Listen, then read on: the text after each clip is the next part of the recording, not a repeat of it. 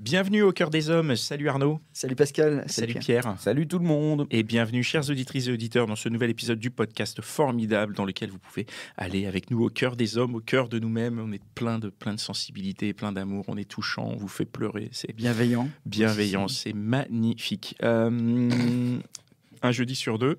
Si jamais vous voulez participer à ce podcast, comme ça a été le cas avec certains de nos précédents invités, vous pouvez nous envoyer un mail au cœur des hommes podcast@gmail.com ou sur Instagram @au cœur des hommes podcast et venir participer avec nous à ces grandes discussions philosophiques, sociologiques, sentimentales, masculines. C'est ça, j'ai bon? Ouais. On est bon. On est avec Aurélien. Salut. Bonjour à tous. Salut Aurélien. Et de quoi tu vas nous parler, Aurélien? Je sais pas. En fait, je vais l'aider un petit peu quand même. Non, mais il faut. Moi, ce que j'aime dans ce Il est taquin dès le podcast, début. c'est qu'on voit vraiment que on est des hommes, quoi. On n'a rien préparé, quoi. Tu vois. Rien du tout. Ouais. Non, mais c'est cool. C'est la bonne franquette. Alors, Arnaud. il y a un petit préambule en fait. C'est vrai que ce qui est bien dans la vie quand on arrive sur Terre, c'est qu'on arrive, on se construit, on a des valeurs et on décide qui on est, ce qu'on veut faire de sa vie. Mhm. Et en fait, Aurélien, il a totalement ce profil avec un projet. Et tu vas nous raconter ton projet de vie. Mhm. Et le thème d'aujourd'hui, c'est l'amour 49.3. C'est qu'il y a un moment, il y a quelqu'un qui peut arriver et peut-être tout faire basculer ou pas. Ouais, quelle Ah, belle c'est- introduction là. j'ai bien résumé. Voilà. Ah, c'est... Mm. ouais, ouais. Alors, moi, 49.3, j'entends les feux de poubelle et la tête Eh, de bon, certains c'est gars pas- qui sont les les ordures. Hein. On va pas spoiler tout de suite, mais du coup, un thème qui va parfaitement à l'amour, quoi. Un truc qui impose l'amour. Tout à fait. de quoi les poubelles incroyable. Il faut savoir qu'il y a des sons, déjà, c'est important, je suis d'accord. Alors, Non. allons-y. C'est quoi justement tes valeurs à la base c'est quoi tes valeurs de vie, de couple Alors moi, des valeurs, je pense que j'en ai plein. J'ai eu Parce peur. que Ouais. Ouais, je pense que je suis plutôt une personne qui, dans la vie, j'aime bien que les choses soient organisées. J'aime bien prévoir, j'aime bien organiser. Voilà, je suis plutôt quelqu'un comme ça. J'aime bien anticiper, etc. Donc je suis plutôt quelqu'un comme ça. Donc, Le carré. Oui, plutôt cartésien. Ça n'empêchera pas la suite, mais d'avoir des petits côtés foufou. Mais voilà, dans ma vie, je suis plutôt quelqu'un d'organisé, rangé. Mais ça n'a pas toujours été le cas. Et donc, j'ai vécu 7 ans avec mon ex. Une vie plutôt orientée voyage, orientée découverte. C'est vraiment quelque chose que j'aime, qui me définit bien. Donc, voilà, autour des valeurs, après, je sais pas ce qu'on entend dans les valeurs, mais voilà. Plutôt droit, carré, les voyages, on aime la life et on avance comme ça. Donc, pas de contraintes et vivre un peu, je vais pas dire au jour le jour, parce que justement, j'aime bien que ça soit organisé. Donc, voilà, 3-4 voyages par an, c'est parti, les amis, la famille, on fait la fête et on avance et advienne que pourra, quoi. C'est quoi l'image que tu avais du couple au départ? Bah, 2 personnes, pas forcément plus. Vivre la life, voilà, un peu comme on l'entend. Donc, avancer tranquillement. Profiter. En fait, j'adore découvrir les choses, les gens, les nouvelles aventures. Et au final, c'est ce que je voulais faire de ma vie. C'était découvrir le monde, découvrir les gens. J'adore manger. Voilà, je continuer là-dedans. Et puis voilà. Donc tu voulais pas d'enfant, pas de fixé, Non, voilà, pas d'enfants, pas de contraintes. J'étais en location, donc voilà, pas forcément d'attache. Un job qui était très bien. Au début, pas forcément avec des responsabilités. Et tout ça a un petit peu changé avec le temps. Voilà. Ah ouais. Avec le couple. Oui. Oui, en partie. C'est-à-dire On a vécu une vie simplement, en fait, on a appris à se découvrir, on a grandi ensemble, 7 ans de vie à l'époque, on était jeunes, insouciants, à 18 ans, voilà, ça sort, ça se rencontre en soirée d'ailleurs, donc voilà, ça sort, ça boit, ça fait la fête, ça va danser, ça sort sur Paris, donc couplé avec les études et tout. Et en fait, on était plutôt en ligne et en phase. Donc moi, je suis quelqu'un d'organisé, elle était bordélique. Enfin bon, voilà, complètement en phase. J'adore manger. Pas elle. Non, enfin bon. Voilà, on était... En fait, on a appris à se découvrir. Et disons que on était complètement d'accord sur le fait de ne pas avoir d'enfants, par exemple. Et sur ce thème-là, c'était quelque chose où je pense qu'on s'est mis d'accord l'un et l'autre. Moi, c'était pas quelque chose qui, par exemple, me faisait rêver plus que ça, vu que justement, je voulais pas d'attache. Et elle était... les enfants, je pense qu'elle en a trop eu de par sa mère garde des enfants. Donc voilà, elle était... Ouais, vous voyez que les côtés relous, quoi. Ouais, voilà, exactement. Donc on était plutôt en ligne là-dessus. Puis on a avancé donc 7 ans, comme ça. Et puis à un moment, ça s'est arrêté. C'est-à-dire ? Alors que tout allait bien. Alors, tu étais encore en appartement et en location à ce moment-là? Non, donc oui, alors... Dans les trucs où on s'est dit, tiens, on est complètement libre, donc on a décidé de se marier. Voilà, chose qui, à la base, n'était pas au niveau du plan. Donc, on s'est quand même engagé. Disons que c'était presque le seul truc qui était un peu sympa dans le fait de se poser. On s'est dit, tiens, allez, pourquoi pas. En fait, on va faire la fête avec la famille. C'est un moment encore de partage, de découverte, d'envie. Donc là, pourquoi pas. Donc, on s'est engagé ensemble en 2017. Et ce qui est assez cool en un an, c'est qu'on s'est mariés, on a acheté une maison et on a divorcé. En un an et un jour. Voilà. D'accord, donc là, l'amour avait un petit peu tout fait basculer. C'est ça que s'appelle l'amour 49.3, du coup? Alors, non. Non. Si on devrait dire l'amour et le 49.3, pour moi, c'est deux choses qui sont antinomiques, mais en fait, qui peuvent se retrouver. Pourquoi ? Parce que le 49.3, on entend beaucoup parler aujourd'hui. Voilà, c'est quelque chose qui est imposé. Le 49.3, c'est la liberté, mais en fait, vous n'avez pas le choix, quoi. C'est la démocratie, et puis t'en prends plein la tête, quoi. Il y a de ça en parce amour, que du t'étais coup pas d'accord. Et donc, dans l'amour, en fait, ce qui est assez drôle, c'est que on peut aujourd'hui concilier les deux, ce qui est, même si c'est antinomique, c'est de dire ok, l'autre est pas spécialement comme toi, a ses valeurs, ses convictions, qui sont pas forcément les tiennes, et heureusement, parce que sinon, là, vraiment, on se ferait chier. Et c'est d'apprendre et découvrir de l'autre, et en fait, remettre en question un petit peu ses Les siennes. ses principes. Enfin, Voilà, c'est ça, ses principes. Et donc, après un divorce, un mariage, un divorce, une vente de maison, se dire, tiens, on va se remettre avec quelqu'un, il faut apprendre de ses erreurs, et on y retourne. Et au final, aujourd'hui, j'ai refait ma vie. Je suis avec quelqu'un que j'aime de tout mon cœur, hein, toujours plein de convictions. Mais il y a des choses qui ont changé, évidemment. Donc, je suis avec quelqu'un qui, elle, a envie de se marier. Donc, elle s'appelle Adèle. Je lui passe le bonjour, d'ailleurs, comme ça. Ça ne sera pas engueulé. Voilà. Donc, cet épisode sera politiquement correct. Non, pas spécialement. Si j'ai le truc à dire, on peut lui dire, pas de souci. Non. Donc, aujourd'hui, je suis avec elle. Et elle, son envie, par exemple, c'est de se marier. Mais aujourd'hui, moi, c'est pas le cas. À cause du mauvais souvenir. Ouais. En fait, aujourd'hui, quand vous vous trompez, quand il vous arrive quelque chose comme ça, c'est un échec. En fait, la finalité de ce qui s'est passé, c'est un échec. Je me suis trompé. C'était pas prévu au plan. Parce qu'on s'imagine une vie un peu parfaite. Voilà, 2 personnes, une maison, allez, un boulot. On vit notre vie, on voyage, on s'éclate.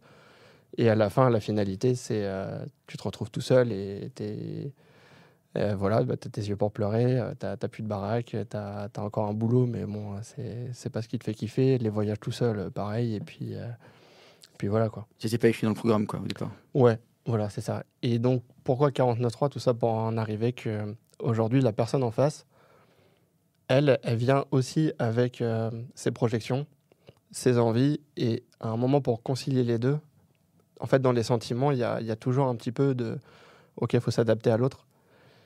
Et aujourd'hui, la finalité du truc, c'est que j'ai un enfant. Ça aussi, c'était pas prévu au programme. Et on arrive à se remettre en cause.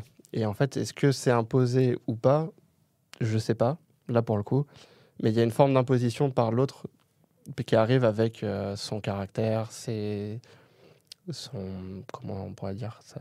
Tu veux dire qu'en fait, il y a un moment, quand bien même vous voulez vous concilier, enfin être d'accord au même niveau, il y a quand même quelqu'un qui doit décider ou trancher, en tout cas. Oui, je le pense. Par exemple, quand tu pars en voyage, tu pars à New York ou tu pars à Tokyo, à gauche ou à droite. Bon, voilà. Après, soit on prend une map monde et on gagne à l'euro million, c'est facile. Soit on regarde, bon, ok, j'ai 500 balles, toi t'en as 800, et puis bon, ok, on ira peut-être à Tokyo. Bon, ouais, et puis, ouais, voilà. Puis ça finit à Rio de Janeiro, quoi. Donc, ça arrive souvent. Donc voilà, c'est un peu l'histoire de ma vie. C'est des choses bien rangées qui partent un peu en freestyle, quoi. Mais du coup, l'autre relation, tu as vécu ça comme un échec, mais en fait, c'est juste que c'était pas la bonne personne au final. Et ça s'est déclenché très rapidement quand même, parce que vous avez vécu 6 ans ensemble et sur la 7e année, tout a basculé, quoi. Alors que tout se créait à ce moment-là. Oui, alors c'est une bonne remarque. À quel moment tu sais que c'est pas la bonne personne? À quel moment tu sais que c'est la bonne? Alors tu te dis au bout de 6 ans, c'est la bonne personne. Normalement, donc là tu t'engages, tu dis vas-y, on y va. Et tu remarques que la vie change parce qu'on avait décidé de faire des choses qui ont un petit peu remis tout ça en cause. C'est-à-dire? Alors. Sujet piège ou pas sujet piège? Attention, Adèle écoute l'épisode. Non, rappelez-vous. Pas de souci. Disons qu'on a fait des choix. Je vais rester vague quand même parce qu'il s'est passé des choses et je pense qu'il faut qu'on reste politiquement correct. Et on a fait des choix avec mon ex, des choix de vie où on a décidé qu'on avait une vie rangée et si la vie pouvait basculer et on allait faire des folies de notre corps. Bon, d'accord. Vague. Voilà. Bon, tu peux l'expliquer plus clairement. Hein. Oui, enfin, vous étiez un peu libre quand même. Ouais, voilà. Il y a eu un moment de liberté, ce qui fait que ça a remis beaucoup de choses en perspective et que la vie libre, qui déjà est beaucoup moins rangée, a amené des nouveautés donc, qui sont très bien, hein, parce que forcément, je le répète, j'ai aucun regret. On a rencontré des gens super, c'était basé sur les rencontres et sur plein de belles choses au final, hein, de partage, vraiment les gens avant tout, quoi. Et donc il y avait ce sentiment de liberté. Mais derrière, au final, au lieu de construire et d'avancer, je pense que c'est l'inverse qui s'est créé. Ça a créé une scission qui était invisible parce que tu la vois pas. Tu vois pas le coup près arriver, mais tu passes d'un mode de vie à quelque chose de nouveau où tu t'es jeté dedans. Et de très différent. Voilà, de très différent sur lequel t'es pas prêt. L'autre non plus, je pense. Et à la fin, les choix qui sont pris font que tout part en vrille et tu contrôles plus rien, tu contrôles plus ta vie et puis ça part en freestyle. Est-ce que c'est parce que tu réalises certaines choses dans ces moments de liberté? Est-ce que c'est parce que comme tu vois d'autres personnes et que tu rencontres d'autres personnes Il y a forcément une part de sentiment, il y a une part de nouveauté, effectivement, hein, il y a une part de lâcher prise.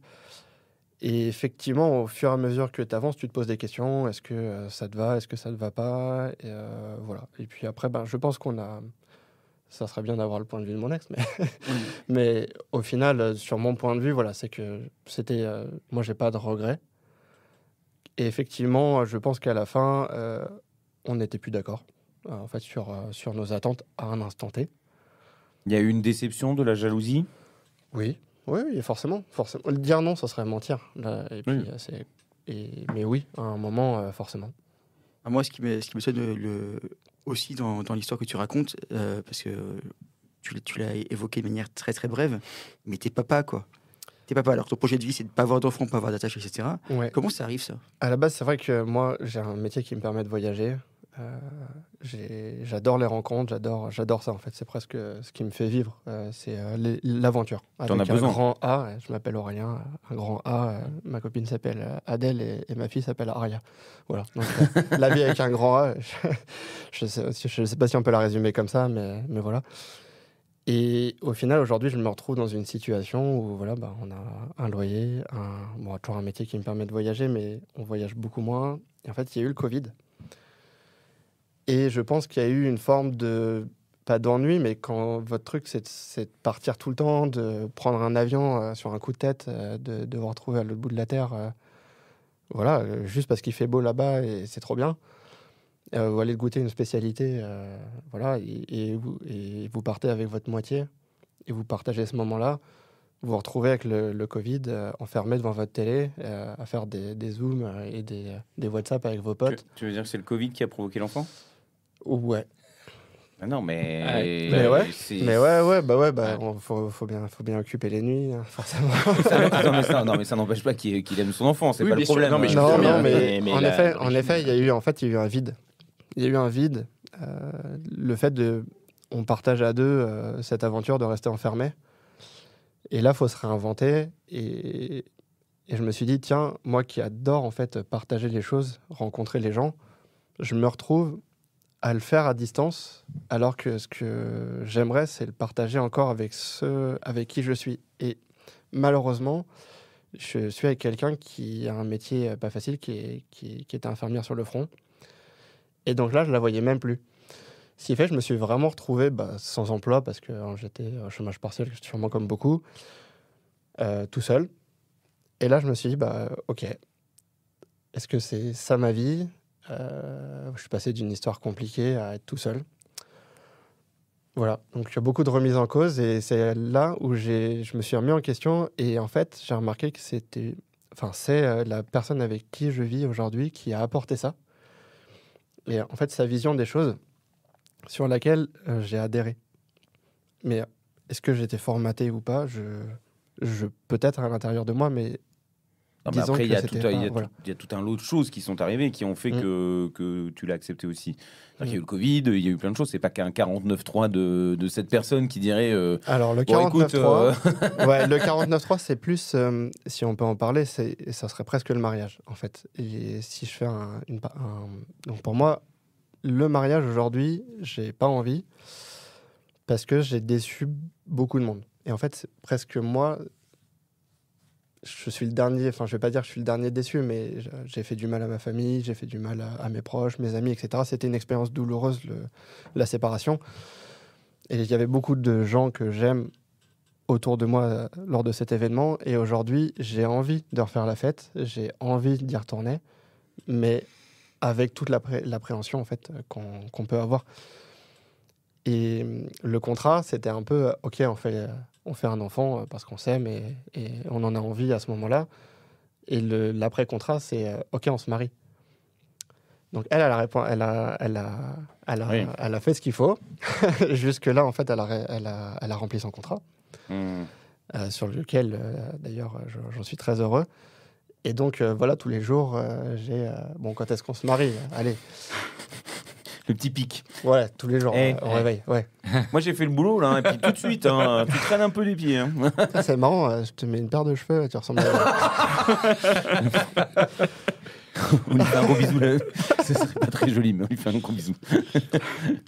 Non, mais c'est... donc là, et ça, du coup, avec ton expérience, et quand bien même tout s'est bien passé jusqu'ici, et tu te sens bien, avec une façon de vivre qui est complètement à l'opposé de ce que toi, tu percevais ou tu avais envie au début. À la base, ouais, c'est ça. En fait, je me voyais même pas vivre en France. Enfin, je suis plein de valeurs, donc je suis très fier d'être français, je suis fier de mon travail, de plein de choses, mais... je voulais pas vivre en France. En fait, je m'étais dit, la vie, c'est un voyage. Et j'aurais adoré concilier un métier et continuer à voyager tout le temps. Ça, c'était vraiment mon aspiration première. Et aujourd'hui, on se retrouve effectivement dans un schéma... Et tu te sens pas enfermé quand même ? Non. Non, mais les contraintes sont plus les mêmes. Oui. Voilà, c'est ça. Quand vous dormez pas la nuit, c'est d'autres contraintes. Après, c'est un nouveau mode de vie qu'on apprend, mais qui, en fait, a été imposé, oui et non, mais qui, aujourd'hui, s'impose à nous. Et donc, s'impose à moi. Et donc, c'est une découverte tous les jours. En fait, toutes les nuits, Aria, tu fais un 49.3 en disant tu voulais dormir, mais non, j'ai décidé que non, et tu vas te réveiller, quoi. Ouais, c'est ça. C'est elle qui décide, en fait. C'est elle, le gouvernement. Très bien. Ah, donc en fait c'est ça, c'est les gosses les responsables. De toute façon. Le temps de Pascal, moi j'ai pas d'enfant, hein, donc je suis le seul ici. Donc, mais oui, mais après c'est, je sais pas quoi dire. Comme j'ai pas de gosse, Mais tout ça, il n'y a rien à dire en fait. Ouais. Ta gueule, Pierre. Très bien, ça suffit maintenant. C'est difficile pour un podcast quand même de ne pas parler. Non, mais c'est juste que je suis un peu tiraillé entre deux sentiments quand je t'écoute. C'est que je comprends bien que tu sois heureux, mais il y a une espèce de timidité, il y a quelque chose qui est en toi, que j'ai l'impression qu'il y a une douleur quand même. Il y a quelque chose au-delà de ce divorce et de ce mal que tu as. Bon, après, j'ai envie de te dire un truc. Peut-être ce n'est que mon avis, c'est pas une vérité évidemment. Mais que ta famille était triste d'un divorce, en vérité, déjà ça les regarde pas. Hein, donc c'est ton. Non, mais ce que je veux dire, c'est que c'est ton problème. Et puis t'allais pas souffrir pour leur faire plaisir non plus. Tu vois ce que je veux dire ? Tu t'es pas marié pour leur faire plaisir non plus. On est d'accord. Voilà. On est d'accord. Tu fais ça d'abord pour toi. Enfin, tu vis pour toi. Et en fait, le message, c'est on vit pour soi. Après, le truc, c'est que je sais pas si t'es avec quelqu'un, mais non. Bon, personne ne me supporterait donc. Merci, bonne soirée alors. Non mais vas-y, je t'écoute. Donc, au final, quand tu vis avec quelqu'un, t'avances avec cette personne, et je l'ai dit tout à l'heure, on apprend à vivre avec. Alors oui, peut-être il y a, je vais pas dire qu'il y a un manque, il y a beaucoup d'appréhension, en fait, dans la suite. Avant, est-ce qu'on peut dire de la peur ? Ouais, peut-être, ouais. Avant, je partais tout feu tout flamme. J'ai acheté une maison, je me suis marié en 1 an, on a claqué un max d'oseille. Voilà, on est parti en Laponie, je vais pas dire sur un coup de tête, mais on a choisi la destination. Voilà, donc à la dernière minute. Donc on était vraiment en mode tout feu tout flamme. Aujourd'hui, c'est beaucoup moins le cas. Aujourd'hui, on est peut-être un peu plus posé. Réfléchi. Est-ce que c'est la responsabilité qui te pousse à te poser ? Aujourd'hui, le fait qu'il y ait une bouche supplémentaire à nourrir et à qui montrer aussi l'exemple, tu vois, il y a un côté... En fait, j'ai envie de lui faire découvrir le monde. Moi, j'aimerais en fait lui transmettre ce que... Donc, en fait, je suis un peu dans les starting blocks, pour reprendre un peu voilà, ce que tu disais. Voilà, aujourd'hui, j'ai envie effectivement que ça avance un peu plus vite pour peut-être ressentir cette liberté. Aujourd'hui, si on peut parler de liberté, je mets des grands guillemets à mes aspirations premières. Donc, avec Adèle, on est en phase. On a envie d'avancer. Et moi, je le ressens comme ça. En fait, c'est ce qui me fait avancer. Donc, moi, mon ressenti, c'est on attend, on serre les dents sur ce qu'on a envie de faire. Et ça sera encore meilleur plus tard. Voilà. Donc, aujourd'hui, il y a pas mal de choses qui s'imposent du fait de ces responsabilités. Voilà, qui sont de facto nourrir un être humain qui arrive au monde. Il va falloir l'éduquer, l'habiller, la changer. Voilà, c'est un bonheur, mais c'est aussi des contraintes d'organisation, en fait. Mais t'as pas mis de côté toujours ce fond de toi qui est cette liberté de voyager et de suivre un petit peu ton rêve finalement. C'est ça. Et aujourd'hui, quand je voyage plus, limite, je suis triste, ouais, effectivement. Donc t'es tiraillé. Oh, oui. Bah oui alors. Non mais comme beaucoup de gens, hein, c'est pas. Ouais bah c'est rien de grave, hein. Ouais, si tu devais poser justement des 49.3 à Adèle. Ça te plaît les 49.3 hein. C'est le thème d'aujourd'hui. Tu lui imposerais quoi à Adèle? Bah aujourd'hui, le fait de ne pas se marier pour l'instant, donc je pense qu'elle le subit. Non, mais de facto. Après, alors pour la petite anecdote, aujourd'hui, on n'a pas la même culture. Donc, elle vit ici, elle vient de l'île de la Réunion. Voilà, donc il y a une forme d'imposition. En fait, elle est restée pour moi, mais aujourd'hui, de par aussi mon travail, elle me suit. Et donc, je lui impose mon mode de vie, entre guillemets, qui est actuel et professionnel. Et le reste, en fait, elle est obligée de s'adapter. Et c'est elle qui s'adapte. Donc, en fait, je lui impose déjà un 49.3. Hein. Je la bride, je me bride. En fait, c'est ça qu'en plus, ce qui est horrible, c'est que je me bride dans l'histoire et je lui impose. Donc, voilà, c'est moche, mais c'est comme ça. Est-ce que c'est ça d'être parent, les enfants, là? Parce que Ah oui. Oh, le regard, vous n'êtes pas là, mais alors là, il le regarde. Je vais envoyer un message personnel. Je remercie encore Scott, 22 ans plus tard, d'avoir fait ses nuits au bout de 15 jours. Donc, je n'ai pas du tout. Tu dis ça à cause de mes cernes? C'est ton fils, hein, Scott, c'est mon fils, pardon. Ouais. Et par contre, effectivement, c'est forcément des contraintes, c'est des obligations, c'est un engagement. Mais c'est aussi, tu l'as dit d'ailleurs tout à l'heure, tellement de plaisir et quoi de magique. C'est comme le 49.3. C'est beaucoup de frustration, mais après, c'est pour notre bien. Ouais, en fait, tu as le droit de parler, tu as le droit d'avoir ton avis, et après, tu l'acceptes. Voilà, parce que t'en es convaincu. Ouais, mais ce que je me dis, moi, c'est que les gosses, du coup, ça te coûte de l'argent toute ta vie. Hein. Je suis sorti complètement du contexte, mais alors là, j'ai juste ça en tête d'un coup. Non, mais je plaisante évidemment. J'espère que tu es libre. C'est une proposition. Donne-moi un peu de confiance parce que sinon. Mais même quand t'es avec quelqu'un, tu veux sortir le soir avec tes potes, t'es libre ou t'es pas libre. Ça commence là. Hein, tu veux boire une bière ou un jus d'orange. J'ai l'impression que c'est un sujet qui revient quand même systématiquement dans chaque podcast. J'avais juste envie d'aller boire un verre avec mes potes. Oui. Et elle m'a cassé les couilles. Voilà, c'est ça. Oui. Ou en tout cas, je l'ai pas fait parce que je voulais pas justement que ça bascule. Ça, c'est une imposition qui arrive souvent à beaucoup de mecs, de fait de ne pas pouvoir sortir boire une bière avec les potes. Hein. Du coup, on picole tout seul à la maison. Et après, ça se plaint qu'on soit encore dans le canapé. Quoi. C'est ça. Non, c'est gratuit, c'est magnifique. Ok, merci beaucoup. Vous avez d'autres questions, non ? Non, bravo. Ok. Bravo, félicitations. Merci à vous et bon courage à ceux qui ont des enfants. Voilà, tout à fait. Bonne chance. Merci bonne chance, à toutes celles et ceux qui nous écoutent, qu'ils aient ou pas des enfants.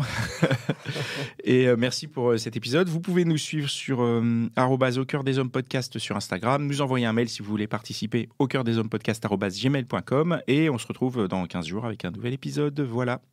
Bye bye. Bye. Au revoir. Au revoir.